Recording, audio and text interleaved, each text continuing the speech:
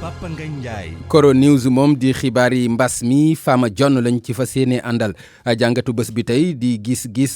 ubbiteeg l'école yi la ñu koy jagleel ndaxam dañuy mujj nag ubbi ñëpp faf jàngi benn yoon loolee dinañ ci dalal ay gan yéenekaay yi la ñu koy jeexale ak Mouhamed Ndiaye incha allah.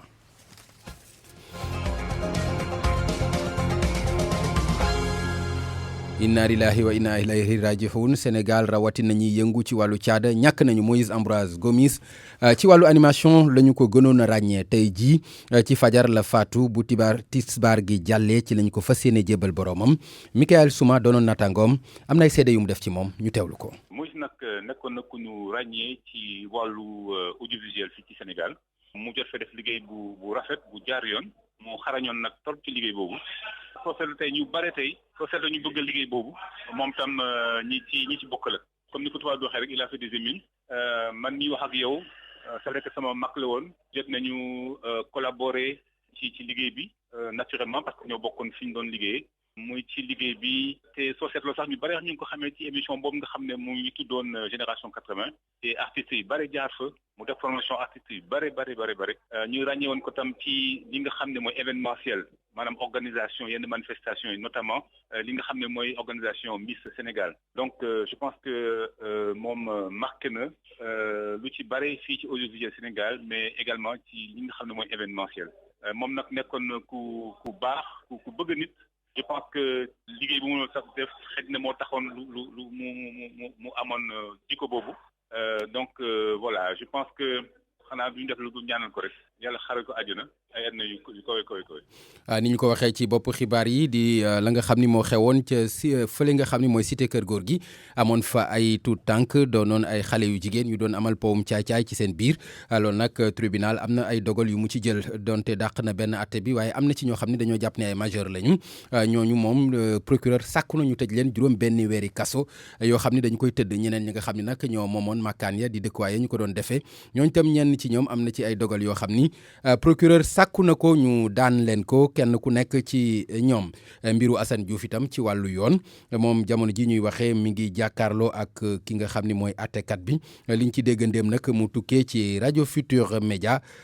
mooy daal ñi ngi sàkku ci moom mandat de dépôt maanaam mu dem tëddi kaso waaye nag dossier am dañu koy jàllale ci instruction loolu moom mooy yéene bu tukkee ci yoon ñeel kii di Assane Diouf ci wàllu xibaar yi mbas mi la ñuy dikk dal ak RFM kumpa jeex na. kon bokk Awa Mbaye am na taxaw seetlu bu mu def ci point bi nga xam ni tey fës na mu ñeel wàllu mbas mi ni ñu koy amalee bis bu nekk moom gis na nag ni cas communautaire yi dafa bari ci la def jàngat ñu teewlu ko. tey jii mooy ñaareelu bis bi nga xamante ne ci la ñu wàññi lim bu gën a mag jëm ci ñi nga xamante ne ñoo amee jàngoro coronavirus tey téeméer la ak fanweer ak ñeent te bi ko jiitu woon téeméer la ak juróom-ñaar fukk ak juróom-ñaar loolee xewoon ci 11 mai bi ñu romb lu jëm nag ci cas communautaire yi tey tamit lim bi ci la gën a kawe bi feebar bi dooree ci Sénégal ñaari fan ci weeru mars ba léegi tey fanweer yi ñu am kon musul xew bi fi ëppoon laata bis bi mooy ñaar fukki kaa yenu limoon diggante Ndakaaru ak yeneen district yi nekk ci réew mi kon tey àjjuma dafa mel ni bisub jukki lim yu rëy yi la ndax boo xoolee ñi wér jóge ci ñaar fukki centre yi ak juróom-ñaar yi faj jàngoro coronavirus ci réew mi génnee nañu lu toll ci téeméeri nit ak fukk ak ñeent ñëpp di ay malade ñu testé leen ñaari yoon ci diggante ñeenti fan lépp bi mu dikkee di négatif kon ñoom wér nañu pelek ci jàngoro ji di coronavirus kon bu ñu xoolee ci limu ñi nga xamante ne ñoo wér gannaaw ba leen doomu jàngoro ji duggee tey ñu ngi toll ci ñaari junni ak ñaar téeméer ak juróom-ñaar fukk ak juróom-benn démb sax ministre bi ñu dénk wàllum wér-gi-yaram Abdoulaye Diouf Sarr mi ngi wax Sénégal buy natt nit ñiy wér ci jàngoro ji. téeméer boo jël juróom fukk yaak ñett ñoo coy wér tàggook jàngoro ji. pour man RFM mooy rajo bi gaaw ci xibaar yu wóor. RFM xibaar yu wóor te wóor.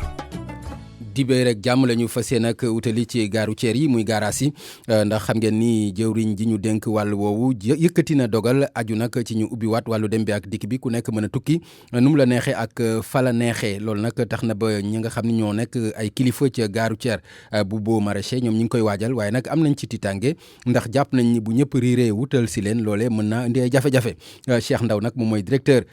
bu Baux Maraîchers am na ci ay kàddu yu mu dénk Ali Mouba ñu teewlu ko. mbooloo aussi ba léegi kenn mënut a bàyyi mbooloo ci biir gaar bi wala feneen. teer bi dañuy ñaan boo amee sa oto rek nga dugg sa oto dem toog danañu wàcce vitre yi incha allah bañ nit ñi rek taxawaalu koo xam ne it da nga amul benn soxla bu ci biir gaar bi ñu ngi la ñaan nga bañ a ñëw parce que loolu si duñ ko d'accord duñ ko nangu. ñu ngi ci nettoiement bi ñu ngi ci quand même installation ordinateur yi ñu ngi ci lépp li nga xam ne ni daal traçage au sol bi. ñu ngi ci installation aussi point de sécurité yeeg yooyu donc lépp loo xam ne rek dina permettre ñu mën a respecter règles yi autorités yi wax ñu ngi ci loolu depuis démb sotteegul nag mais ñu ngi am yaakaar na dana sotti balaa dimanche matin incha allah bu fekkee ne jëw nga gaar ba da nga gis ne li fi nekk ci oto matul 100 oto yi bariwuñu li fi nekk ci oto mooy ñi nga xam ne dañoo bloqué woon Dakar mënuñu génn lu néew la yi mënul assurer 1 heure de temps de transport à notre rythme normal li fi nekk mënul assurer le déplacement des populations jusqu'à 10 heures je ne pense pas honnêtement parce que bu fekkee ne nit ñi dañ bëgg a tukki man suma mbokk yi nga xam ne ñëpp takk nañ seen bagage bu ñu xëyee ñoom ñëpp wàcc ci gare bi dimanche matin fajaru surtout Sénégal buy tukki dee fajaru bu ñu ñëwee du ñu am oto parce que li fi nekk mënu leen yóbbu il faut que ñu bàyyi oto yi nga xam ne dañu bloqué woon ca yeneen région yi ñu bàyyi leen ñu ñëw parce que ñooñu ñooy yóbbuwaat. ñu daal di jóge Ndakaaru dem Tambacounda gannaaw ubbi nañu yoon yi fekk fa Moussa Omar Gueye foofu moom ñii di dawalkat yi seen oto yi ñu gaare lu toll ci 3 weer tax na ba ku ci nekk uti nga sa mécanicien mu xoolalaat la sa ay moteur ak naka noonu sa ay lépp loo xam ne dafa aju ci sa oto Tambacounda la ñuy dem fekki fa Moussa Omar Gueye. Tambacounda dawalkatu daamar yi daanaka ñu ci bëri nee nañu li nga xam ne daal moom la ñu mën a soppali defaraat ko ci seeni oto ginnaaw 3 weeru yàlla ñu ngi toogoon liggéeyu dafa bokk ci li nga xam ni mooy pneu yi nga xam ne dafay wàcc xeetu crevaison wala batterie yi nga xam ne dafay wàcc Modou Kayre di yëngu ci wàllu demle bi ak dikk bi ci Tambacounda. effectivement dina leen indil ay jafe-jafe puisque oto en général jamono ji ñu toll bu ñu taxawee lu yàgg monté tuñu ay chambre à air ay tubeless la ñuy yor seen pneu dafay dégonflé ci bëre suñu taxawalee seen oto tàkkul batterie yi dañuy vide panne yu mel noonu en général la ñu mën a gis ci oto yi nga xamante ni yàgg nañ taxaw fekkee sa moteur baaxoon na say organe baax loolu moom 3 mois yi nga taxaw du ko wàññi dara puisque oto mën na gaare lu ëpp at. kii di président regroupement régional chauffeur transporteur dawalkatu daamaru tukki nekk ci Tambacounda di Pape Niang daanaka lu ni mel la wax crevaison ak batterie bu wàcc daanaka mooy sonal dawalkatu daamar yi waaye moteur bi taxawaay boobu du ci yàq dara leneen lu ñu mën a jàpp mooy Tambacounda nekk dëkk selebe yoon bare na ay dawalkatu daamaru tukki yoo xam ne fi mu ne nii ñu ngi doog a jot xibaar bi ni dañu war a defar ay dossier ngir nag dem déposer ko di xaar dimbal li nga xam ne dafa war a soxe ko ci nguur gi jaarale ko ci fond force Covid-19 kii di Modou Kayre nag jàpp ni procédure yi daanaka dafa nar a yéex ndaxte bu fekkente ni ci jeexital ay bés bi ak néegi ni si la ñu tàmbali di déposer ay dossier xamuñu kañ la ndimbal loolu nar a yegsi Moussa Omar Gueye Tambacounda rajo Futur Média. gannaaw yoon yu bi na bu ñu jógee foofa ca Ndar dañuy daal di bu ñu jógee kon ca Tambacounda ca Ndar la ñu jëm fekki fa Nabi Sila foofu directeur régional bu tourisme moom mooy tontu ñi ko jiiñ ñi dafa këpp keesu ko ndimbal li waroon a jëm ci ñoom tukkee woon ci fond Covid 19 bi ñu teewlu ay kàddoom Ousmane Ndione Nabi Sila la ko dénk. ñaxtu syndicaliste yi doon wax yenn ci borom wotal yi jotuñu ndimbal lu jóge ci ministère du tourisme nekkul ak li dëppoo lu am suñu dégloo kàddu yu jóge ci Ousmane Ndione di chef service régional bu tourisme. Je m'inscris en faux contre ces allégations-là des syndicalistes. 17 établissements d'hébergement touristique yi 2 agences de voyage et 2 restaurants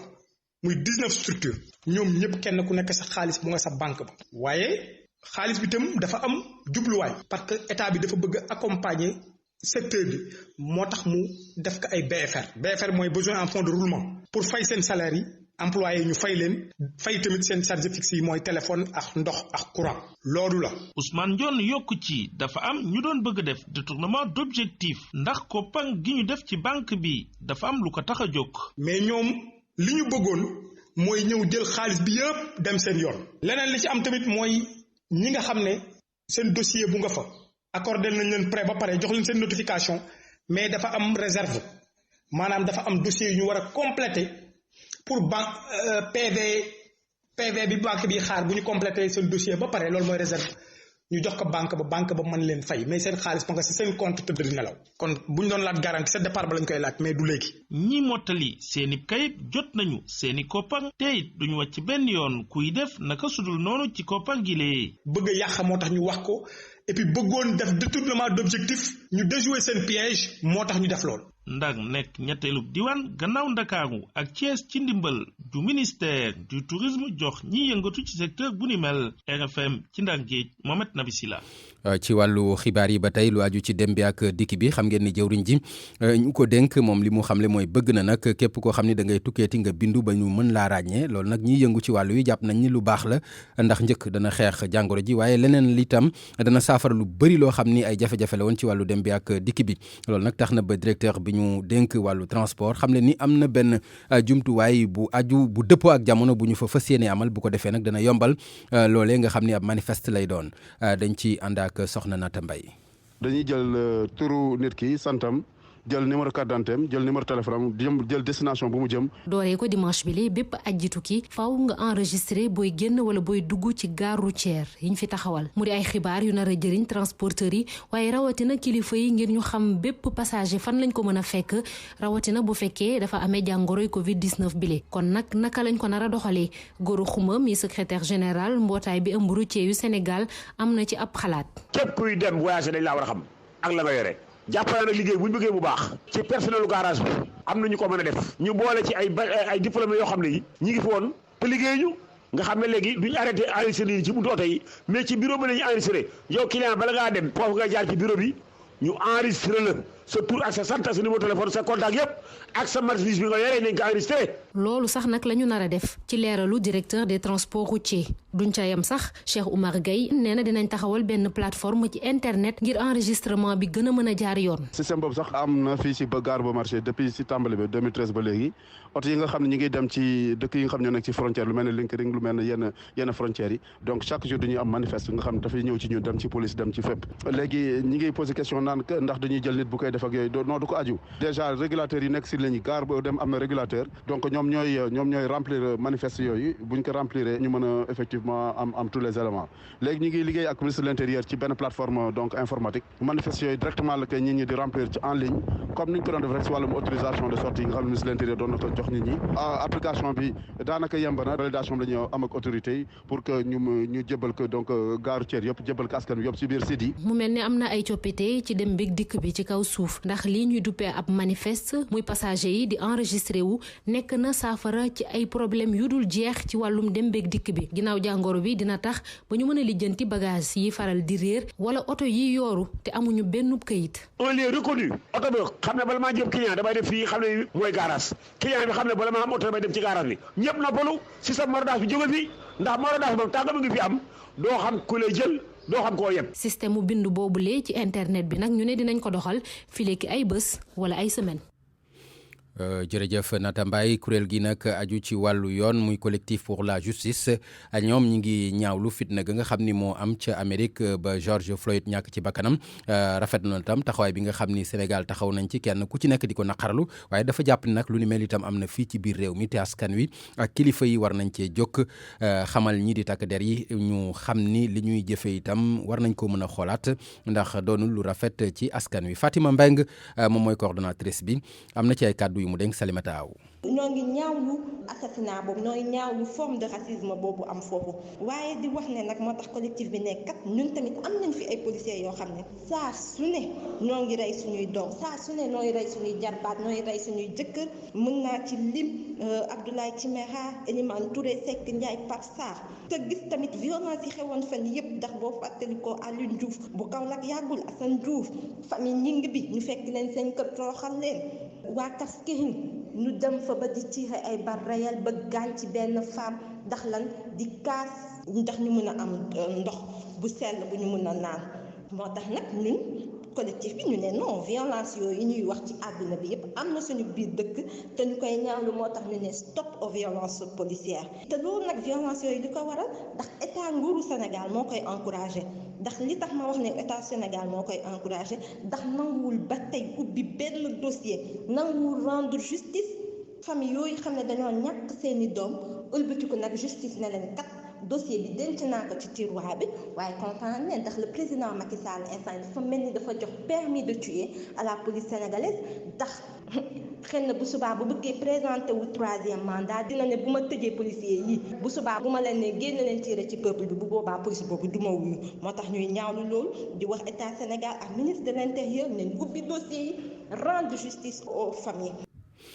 ca Bawal lañ jëm foofa ca Njaareem kër docteur ga fa nekk ña fay liggéey fayeeku moom fi mu nekk jafe na ci ñoom li ko waral nag moo di liggéey ba dafa doxul kenn kees ya daanaka dara nekku ca mbas mi moom mooy li ko waral ba ñoon ni ci askan wi am jafe-jafe jot seen i koppar waaye nag fële ca Batal moom ca département bu Bambey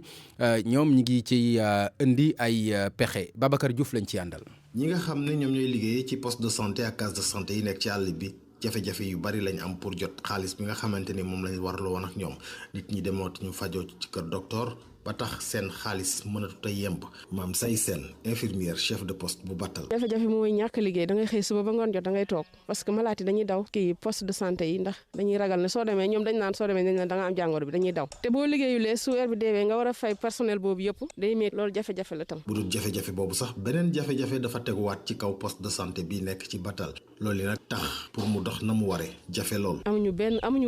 kii nu mu tuddee clôture.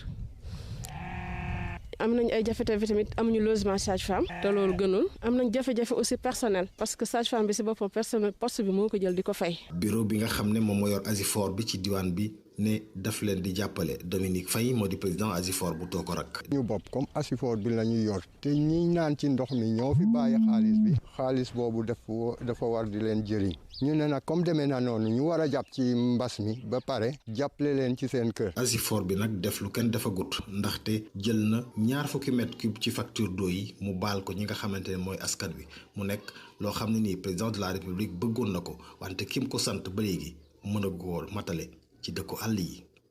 Bambey RFM Babacar Diouf.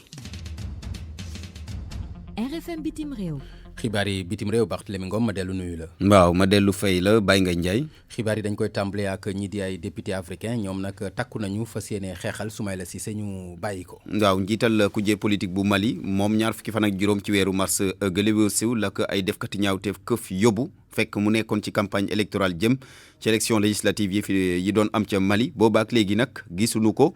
ba tey daal ci loxoy ravisseur ya leeral yeeg Soda Thiam. ci bés bii ñu toll ñi nga xamante ni ñoom nañu jàppandoo woon yépp ak Soumaïla Cissé bàyyi nañ leen waaye nag lu jëm ci député malien boobu kenn amu ci xibaar bu fekkee ne lii di enlèvement lu ñu tàmm di gis la foofee ca Mali bii nag moom moo nekk guléet ñu jàpp ab njiit bu ñu xoolee bu Soumaïla Cissé même bu fekkee sax ni amul kenn ku génn ni ñoom ñoo def li ni mel li parlementaire yi jàpp rek moom moo di fa nga xamante ni fa nañ tegee loxo kii di Soumaïla Cissé ab zone la boo xamante ni ñii ñuy dippee jihadiste ñoo fay faral di ne te moo ni de ca ndorteel ga bañ ko jàppee yaakaaroon na ni daar dinañ ko gisaat waaye nag lu ëpp 2 weer a ngi nii amuñu benn xibaar jëmale ci Soumaïla Cissé te ñoom sax njort nañ ni jamono ji député malien boobu ma ngay dund lu metti ci loolu itam ñoom parlementaire africain yi gis nañ itam ni jàpp googee ñu jàpp Soumaïla Cissé nekk na loo xamante ni si ni dafay gàllankoor xeex bi nga xamante ni Mali mi ngi ko doom xeex ànd ceeka yeneen i réew ñàkkum karange gi ci bët gànnaaru Mali googule ci noonu nag ñoom parlementaire africain yi gis na ni que ni situation bi jégg na dayoo waaye nag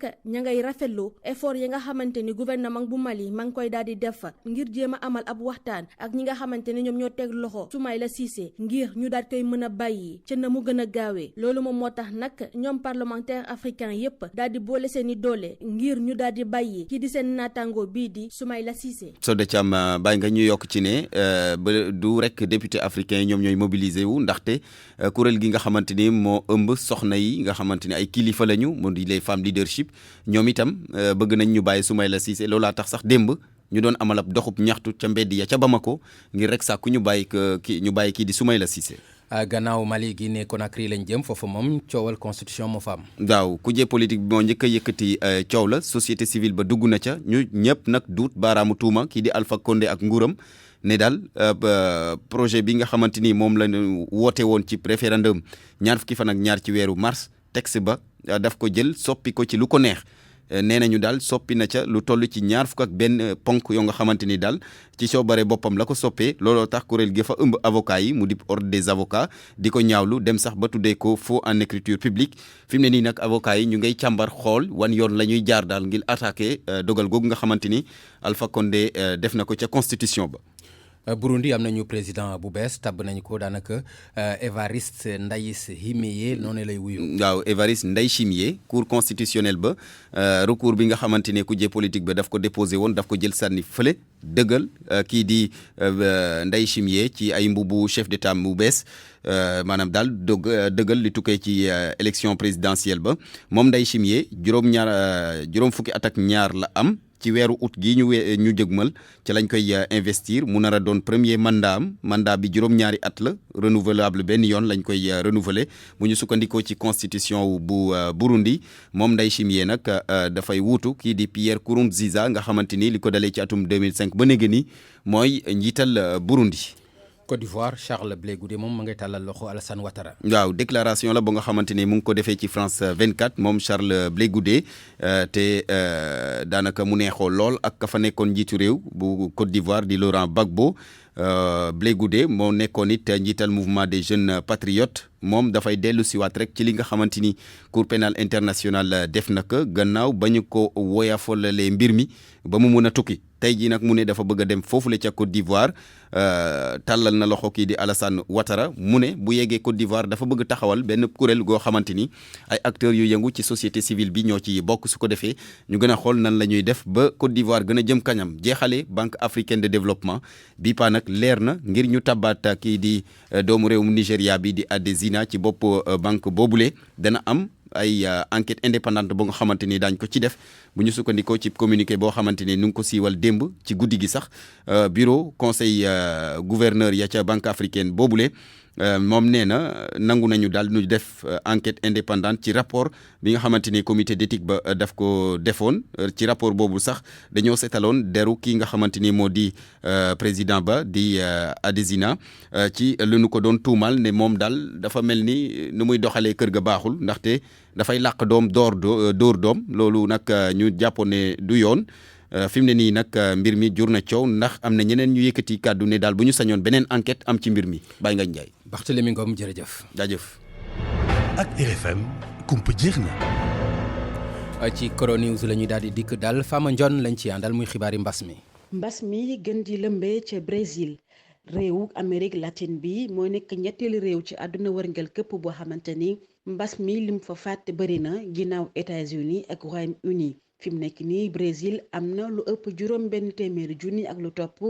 ci doomu aadama yu am jàngoroy coronavirus lu ëpp fanweer ak ñeent ci ay junni daal di caa ñàkk seen bakkan donte ni lim ba takku na terewul président boy di Jair Bolsonaro di woyal di wax ni nañu dindi lépp luy restriction ngir daal mën a saxal koom-koomu réew ma terewul nag ci état bi di Bahia ab couvre-feu teg nañu ko fa. te gouverneur ba moo ko fa indi ginnaaw Brésil réew yu bëri ci Amérique latine indi nañu ak njaaxle ci OMS bilan bu Mexique ëpp na fi mu nekk nii fukk ak benn junni ci doomu aadama yu faatu Pérou ëppal na juróomi junni doomu aadama yu faatu ci Amérique du Nord États-Unis moo nekk réew bi nga xamante ni fa la jàngoroy coronavirus gën a lëmbee am nañu téeméeri junni ak lu topp ci doomu aadama yu faatu am 1,800,000 cas mbas mi nag fi mu nekk nii jàpp nañu ni mi ngi wàññeeku weeru avril ba léegi ci réew moomee waaye nag fan yi ak faatu ko George Floyd ak manifeste yi am ci Minneapolis tax na ba xel tey ci ni virus bi dina gën a lawaat ci États-Unis jamono jooje Europe mel ni ku bëgg a génn ci mbas mi ñi am jàngoro ji ñi dugg hospitalisation ak limuk ñi faatu yépp mi ngi wàññeeku ndànk-ndànk Royaume-Uni démb am nañu 176 morts Italie am juróom-ñett fukk ak juróom-ñett Espagne démb juróomi nit dong ñoo faatu ci coronavirus bi ci continent bu Afrique démb wàññi nañu téeméer ak juróom-benn fukki junni ak lu topp ci doomu aadama yu am jàngoro coronavirus lu ëpp ñeenti junni ak juróom-benn téeméer nit daal di caa faatu bu ñu sukkandikoo ci centre africain de prévention et de contrôle des maladies njiit la nag nee na bu sañoon Afrique dañuy yokk limu test yi ñuy def fi mu nekk ni Afrique def na 3,400,000 tests nekk nag lim bu sore ba tax muy sàkku ci réew yi ñu gën a yokk test yi Afrique du Sud Égypte Nigéria ak Algérie ñooy réew Afrique yi nga xamante ni fa la jàngoro coronavirus gën a lëmbee. Savon de Marseille Alphé seen gamme Opalia seen kénkéeri AAD Abdou Alima Diop ñoo leen di may li ci yéenekaay yi.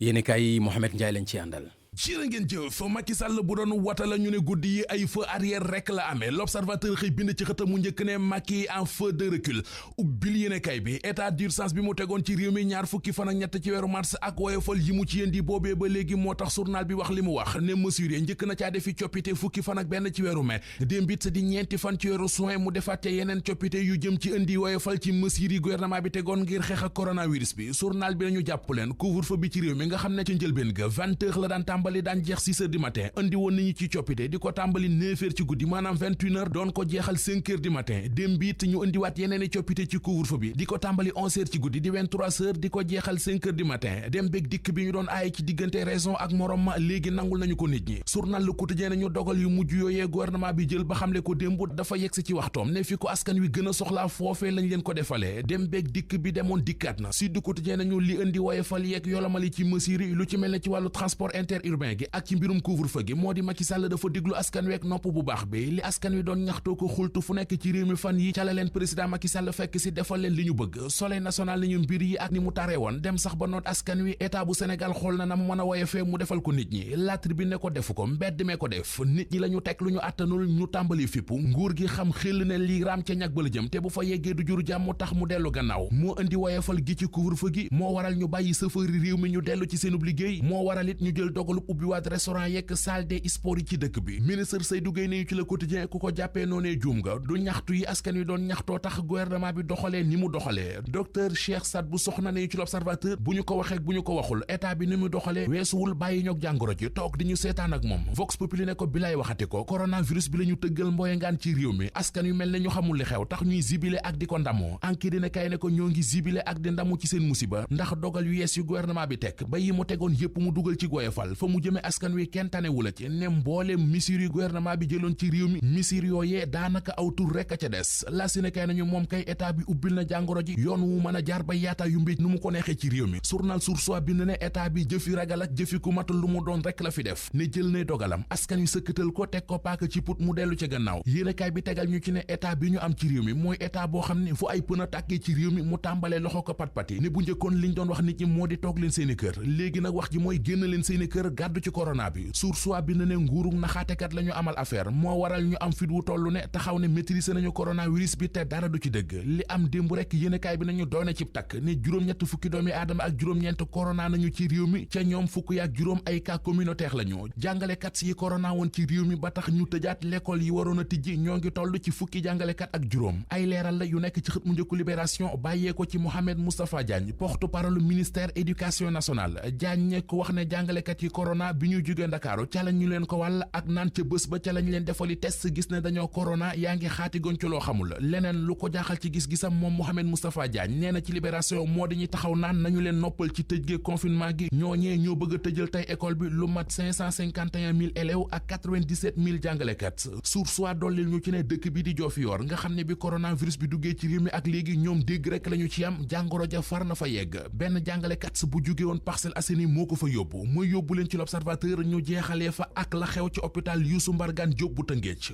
ubbil yéenekaay bi benn médecin la ñu fay tuumal ne moo fa violé benn malade bu toll ci fukki at ak juróom-ñaar. Savon de Marseille Alphé seen gamme Opalia seen kénkéeri AAD Abdou Alima Diop ñoo leen doon may li ci yéenekaay yi. xibaar yi gis-gis. gis-gis la ñuy daal di dikk daal muy ponk bu mujj ci xibaar yi digg njoloor gi tey nag ñu jagleel ko wàllu njàng mi ak njàngale mi naam fi mu ne dogal bi moom mooy daal di nañuy ubbi li nga xam ni moom mooy lu bari ci jafe-jafe yi ñu tëjoon ngir xeex wàllu mbas mi loolu nag tax na ba ñu bëgg a xam ndax école yi dafay daal di ubbi wala dañuy ubbi lii bàyyi la ca des ci loolu dinañ ci dalal Mouhamadou Moustapha Diagne jombul mi ngi ci téléphone bi ak Cheikh Mbaw bu COSYDEP bu fekkee jàppandi nañ. Mouhamadou Moustapha Diagne moom mooy directeur bu communication ak formation ci ministère de l'éducation nationale monsieur Diagne maa ngi lay nuyu.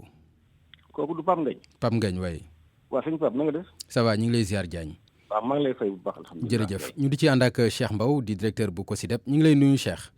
ñu ngi leen di ziar sëñ Pape. jërëjëf kon laaj bi mooy ñu njëkkee ko ak Mouhamadou Moustapha Diagne Diagne fi mu nekk nii gis nga ni daanaka gën naa yomb ndax fi mu nekk ni lu ci bari loo xam ni tënkoon na mën nañu wax ni tikkeeku na ndax mën nañoo jëm nag ci ubbite l'école goo xam ni dafay law ci ñëpp dootul am ñi nekk ci classe d'examen ak leneen ndax mën nañoo xaar loolu. waaw jërëjëf donc Pape maa ngi nuyu bu baax Cheikh Mbow di directeur exécutif bu COSYDEP. waaw wax fan yee waxoon naa fi nii déjà xale yi ñu ngi ci mbedd mi ñëpp gis nañ ko ñu ngi ci terrain di football ñu ngi ci terrain di basket di dox seeni soxla donc ñoom nekk ci l'école bi sax moo gën a wóor nekk ci mbedd mi. li ci tegu it segam léegi may nañu 16 millions sénégalais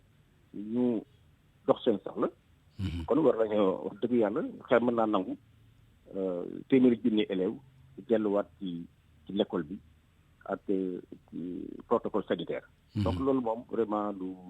leer la. te it ñun mënuñu en tant que ministère de l'éducation nationale mënuñu seetaan année blanche di am ndax conséquences yi ñëpp xam nañ ko. baaxul ci réew wax ma sax ci réew moo xam ni ba léegi dafa néew doole. kon war nañu mën a ubbi école bi te it président. waaw loolu yéen lu ngeen di ñaan la wala lu ngeen di dogal la yéen ministère de l'éducation nationale lu ngeen di ñaan la. non xam nga waaw lu ñu dogal la tey parce que président Macky Sall moo am prérogative ubbi ak tëjaat école. déjà dogal na ne école bi day ubbi loolu moom dogal na ko ba pare. su jël kay kañ la ñuy ubbi la ñuy wax jàppoon nañ ko le 2 yàlla dogal mujjul sotti ñu ngi réunion waat balaa yàgg daañu comité interministériel dañ proposé waat beneen date ñu yóbbu ko conseil des ministres pour président validé ñu ko ñu mën a ubbi suñu école xale yi dellu ci. d'accord loolu dinañ ñëw ci yan anam lay daal di amee bala ma ci ñëw ak yow ma dem fekki Cheikh Mbow bu COSYDEP Cheikh gannaaw fi mu nekk nii lu bari ubbi na ndax jàpp nga ni l'école yi nag mën naa ubbi moom itam ci wàll yëpp ñu bañ a ubbi wàll gi bàyyi li ci des. ñun li ñu jàpp mooy déjà seetlu ko. mooy bëri na ay acteurs yoo xam ne dafa mel dañoo xaw a découragé ci biñ ne woon bis bi la ñu waroon fas yéene ubbi te ubbiwuñ ko donc il faut ñu dalalaat xelu ak acteurs yi jéem a nag jëf loo xam ne ay jëf lay doon dina ko wax jëf yi ñuy yóbbu nag ci école bu war a lubbi ndax ñëpp xam nañ ko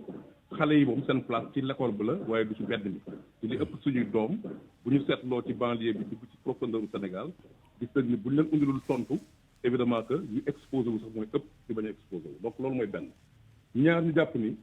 pour jëm ci justement il faudrait que ñu commencer par ci ñaari fan ñetti fan yi waxtaanee li waral mbir mi sottiwul woon ak lan la ñu war a jëf parce que lu ñu mënti jëf warul jóge fenn kese dafa war nekk loo xam ne ñun ñëpp dañu war a. lu ñuy waxtaanee la. dañu waxtaanee parce que ñun ñëpp jubóo nañ ni année blanche ak année invalide moom gisuma kenn koo xam ni d'accord da ci bëgg ni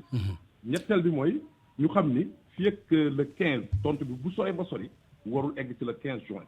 parce que xam nañ ni li nga xam ne moom la ñu tegoon ni moom moo waroon ñu reporté woon reprise bi moo doon benn ñu ne ay jàngalekat yoo xam ne dañoo contaminé woon fii ak le 15 ñi mujjee woon dem mooy le 30 mai dana fekk ñu consommer seen temps d'incubation donc le 15 juin pour ñun date la bu am solo pour ñun beneen mooy fii ak le 15 juin mooy 10 jours yi ñu dese fukki fan ñu dese war nañ cee góorgóorlu ba li manqué woon ci école yi mën a pare pour accueillir xale yi ñu mottali ko loolu ay jëf la du war a nekk ay wax d'accord bu ñu defee donc bilan bi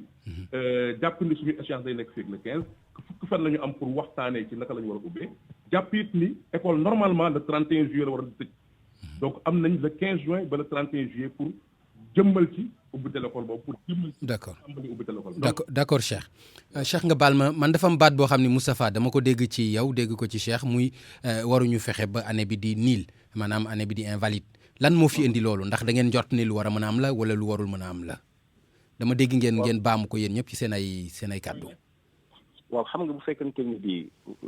école bi doog ubbi ñëpp grève lañu xalaat enseignants yi waaye lu gën a garaaw grève ñëw fi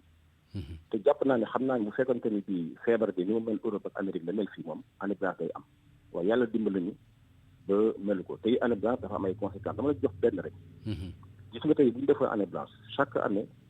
war na am lu toll ci juróom-benn fukki junni xale yu dem CI bu fekkee xale yi CI kenn passé wu ci xale yooyu kenn leen am foo leen def loolu rek conséquence la donc pour vous dire que boo gisee ñu koy éviter dañu koy éviter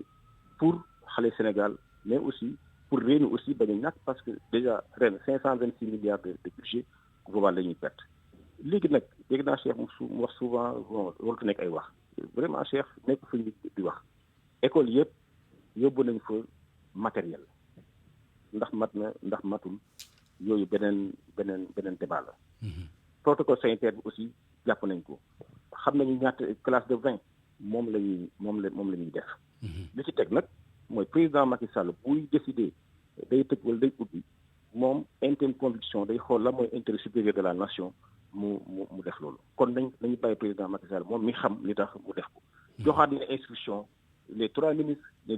en charge d'éducation ñu liggéey leen ci benn plan de reprise boobu ñu ngi ciy liggéey suñ ci paree comme nañu defoon bu njëkk tous les acteurs daañu leen ko proposer ngeen def seen amendement ñun ñëpp su ko defee ñu àndandoo tijji suñu école xale yi delluwaat jàng ñu war a def examen ñu war a def ay composition. D'accord Cheikh li ma ko laaj rek bëgg naa ci am aussi vraiment say leeral parce que ci sa kàddu dama ci dégg loolu kon ndax mën nañu xalaat ni itam année bi niil jombul. waa ñun de jàpp ñu ni année bi war naa nul parce que gis nañ ni bu dee jëf yi xam-xam rek li ñu war a matale ak détermination acteurs yi ak aussi droit à l'éducation tout court ak droit sax xale yi war nga ñëw góorgóorlu ñëpp ba année bi du nul donc loolu man nekkatuma ci parce que dafa mel ni boo dégloo askan wi kenn bëggul année invalide kenn bëggul année nul li ñuy wax daal mooy ne xale yi dañ dem l'école waaye nañ leen aar ba du ñu am en tout cas ay risques loolu laa dégg man ci askan bi donc loolu bu ñu ko jàppee nag kon année bu nul kenn nekk léegi li des mooy nan la ñuy jëmmalee année bu nulul loolu nag du ay wax moo koy jëmmal ay jëf moo koy jëmmal directeur wax na ko nee na commencé lañ def ay matériel lépp man na noonu lépp matul nañ wax dëgg lépp matagul nañ góorgóorlu ci fekk fan yi ñu mottali ñu gën cee góorgóorlu def président de la République mooy décidé kenn werantewul loolu waaye président de la République dana soxla parce que moom si wax moo ko waxoon ne concertation partenariale dana soxla déglu xalaat yëpp bu dégloo xalaat yëpp gën a mën ci arbitrer. waaw Cheikh yow fan nga teg nii lépp matul foo ko teg. non fi ñu ko teg mooy ñun lañ koy def gëstu parce que dañoo am ay antennes dans les régions yu ñu laaj ne leen fan mooy situation wu ndax école yi am nañ masque yu doy ndax am nañ gel. fu ci mel ni fan yëpp dans toutes les régions du Sénégal am nañu représentant. précisément. man ni fu gën a leer pour bu fekkee Moustapha mën na ci indi leeral. ci foo xam ni bërëb bu gën a leer daal maanaam. dans les 14 régions su ma yoroon document bi sous mes yeux. dama lay liiral école par école am na école yoo xam ni ba léegi amuñu ndox. am na école yoo xam ni seen toilette fonctionné gul. am na école yoo xam ne matériel bi ñu leen jox jàpp nañ ni matagul. donc am na ay jéego naam yoo xam ni def nañ ko mais bëri na lu manqué léegi loolu nag loolu sax def naa nekkul lu ñuy werante ak lu ñu war a werante parce que nekk na loo xam ne ñëpp gisal nañu seen bopp. li ci def mooy ñu jàpp ni xëy na yàlla may nañu chance ñu amaat encore 10 jours pour accélérer processus bi ba mouvement bi ñu sentiroon ci week-end passé mooy bi ñu nee le 2 la ñu war a ubbi moomoon benn mouvement collectif territorial ñëpp ñëw di def ñu continuer nekk ci mouvement boobu loolu la ñu jàpp ni mooy protocole bi tax xelu nit ñi dal loolu mooy benn. ñaar mooy comme j'ai dit il faudrait évidemment ñu def comme ni ñu defee woon parce que ni ñu defee woon ne woon le ministère dafa ñëw am ay scénario ñëw jox ñu ko déedéet mais dañu tabaxandoo ensemble def bilan bi tabaxandoo ensemble ay scénario donc loolu nañ ko def ci fukki fan yi nga xam ni moom la ñu am. mais ñu jàpp ne juboo nañ ci li ëpp solo mooy. école warul nul. ok kon nag ñu juboo ci nan lañ koy ubbee. d'accord Cheikh d'accord Moustapha yow itam yan firnde rek nga mën a joxe ni lépp yemb na matériel bi lépp yemb na parce que loolu itam lu xaw a doy waar la nangami école yi ci biir réew mi boo nee fu ci ne daanaka matériel bi ñu soxla yëpp egg na fa ndax loolu itam loo mën a firndeel la. waaw xam nga dama ne ko loolu ndax mat na wala mat na débat xam nga lu toll ci dama ko mën a wax ci wolof 4000 lu toll ci 10 000 écoles élémentaires fukki junni ci ay écoles élémentaires su ma mooy 10 000 lu toll ci 4000 donc plus de 4000 collèges ak donc plus de 300 lycées. lekk ci 45 départements yi donc du ñàkk moos mu am ay manquements du ñàkk moos mu am ay défaillances. parce que ay nit ñoo koy yóbbu. moo xam ki nga jox masque bi. ndax yóbbu na ko. bu domp mun a toog fi nga vérifier ko. day am ay manquements loolu nangu nañ ko. mais lu ñuy corriger la bu ñu toogee fii ñu ne kii dëkk Pape Ngagne kat manqué na masque su boobaa ñu corriger ko. parce que masque yi ak matériel bi ñun dañuy joxe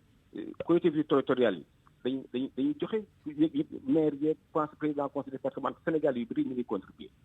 parent bu ñu ci jox sa doom ñaari masque mais yow war nga mën a jël sa benn doom benn masque mat ñett. donc yu mel noonu la ñuy wax. waxuñu tout est parfait en tout cas incha allah. d'accord Moustapha ndax ci ubbite gi yéen a ngi sóoraale mu tombeek nawet bi dina ci am ay écoles yoo xam ne dafay taa yooyu nag xam nga ni ak jàngoro ji nga xam ne moom la ñuy xeex ak mbas mi ndax loolu itam yéen a ngi koy bàyyi xel. ku wax taw di nga wax taa ci l'école.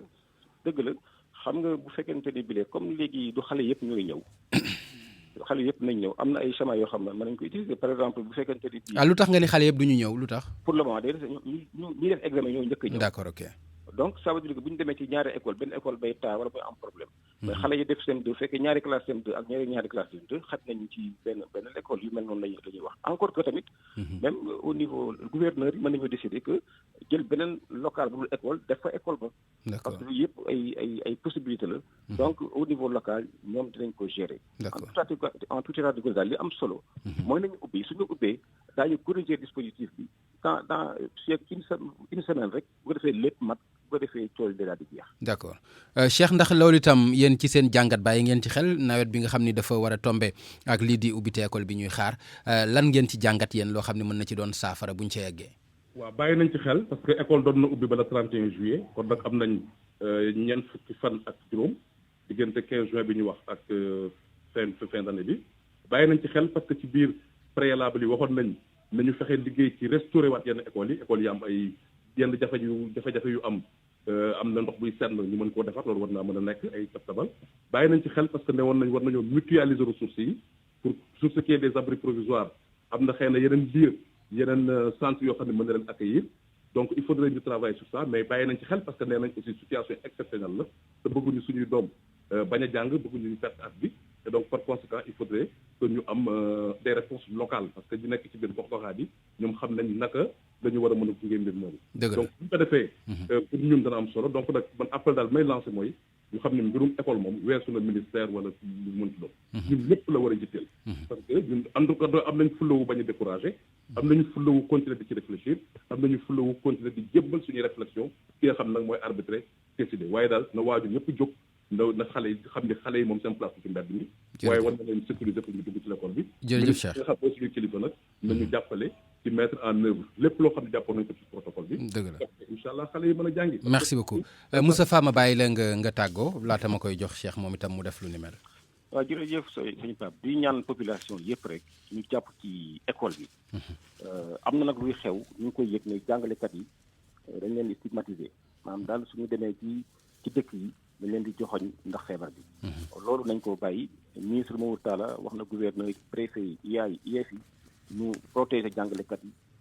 dañ leen accompagner nañ dalal seen xel donc surtout nag préserver seen intégrité physique bu leen dara dal parce que dañu fa dem pour jàngal seen doom population yi aussi dañu xam ne jàngalekat yi ñëw pour seen intérêt moo tax ñu ñëw foofu donc amuñu fa ndey amuñu fa bàyyi dafa am comportement boo xamante ni que dafa rafetul ci sénégalais et puis ce n'est même pas sénégalais ce n'est même pas africain d'accord Cheikh lan ngay tàggoo yooyu itam waaw xanaa xale yi rek quoi waxaat leen encore une fois que ñoom nañ jàpp ni école sax bu tëjee waaye njàng du tëj bukk donc dañu continuer di nafar di jàng seen cahier di ubbi seen cahier ak seen livre nga xam ne mag ñi nga xam ne ñun ñooy leader yi ñoo ngi xalaat pour ñoom et donc mooy message bi ñuy lancé xale yi parce que ñoom ñooy ñi ëpp solo ci mbir mi jàngalekat yi aussi je crois que ni ko Moustapha waxee àdd nañ ci totalement il faudrait ñu xam ne jàngale xel la te bu dee bu sa xel dalul évidemment que di nga war def sax jàngale bu mat dafa am solo évidemment que ñu dalal seen xel jërëjëf yeneen dans ce dispositif là merci beaucoup kon mbokk yi mu nekkoon gis-gis ñu jagle leen ko wàllu njàng mi ak njàngale mi Mouhamadou Moustapha Diagne lañ ci àndaloon muy directeur bi ñu dénk wàllu communication ci ministère de l'éducation nationale Cheikh Mbow jiite COSYDEP ñu leen di gërëm fii la ñu yem ak yéen mbokk yi di leen jox rendez-vous daje kon ci beneen jotaay xibaar bu ci àllande di ngeen ànd ci yëgle yi ak Aminata Ndaw jërë ngeen jëf